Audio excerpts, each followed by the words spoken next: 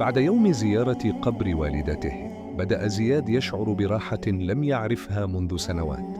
عاد إلى عيادته في المساء وهو ممتلئ بالطاقة، وكأنه مستعد لمرحلة جديدة من حياته. وفي اليوم التالي، وبينما كان يفحص أحد المرضى، سمع طرقاً خفيفاً على باب العيادة. فتح الباب لتدخل امرأة لم ير مثلها من قبل، هادئة، ملامحها طيبة، وعينيها فيهما حزن غامض. وقفت أمامه وقالت بصوت خافت: دكتور زياد، أنا محتاجة مساعدتك. دعاه قلبه قبل عقله إلى الاستماع لها، فأجلسها وسألها: خير يا أختي، تفضلي. إذ تنفست بعمق ثم قالت: أنا اسمي ليلى، وانتقلت للقرية من فترة قصيرة. بنتي تعبانة من مرض غريب، وكل الأطباء ما عرفوا سبب حالتها. وغيرت ملامح زياد بسرعة، يشعر بشيء مختلف في هذه الحالة. طلب منها أن تحضر الفتاة فوراً.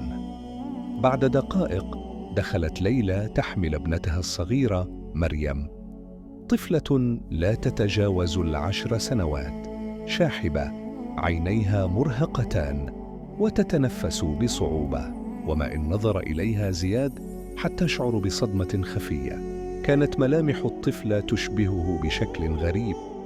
الشبه لم يكن بسيطاً، ملامح الوجه، الشعر، وحتى ابتسامتها الصغيرة. حاول أن يخفي توتره سريعاً، وبدأ الفحص.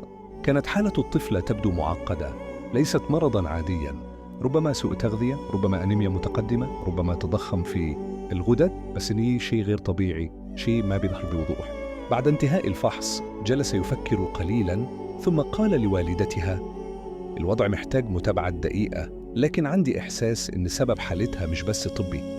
رفعت ليلى رأسها بسرعة وسألت: تقصد إيه يا دكتور؟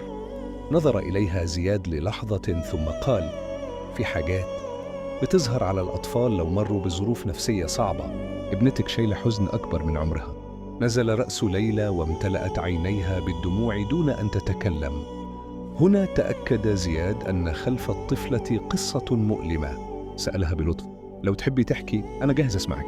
قالت ليلى بصوت مكسور: هحكي لك، بس مش هنا، لأن القصة دي هنغير بيها حياتك وحياتي، يمكن حياتنا كلنا. صمت زياد ثانية، شعر بأن كلامها ليس عادياً، وكأن وراءه سراً كبيراً، سراً قد يقلب حياته التي بدأ لتوه يرتبها.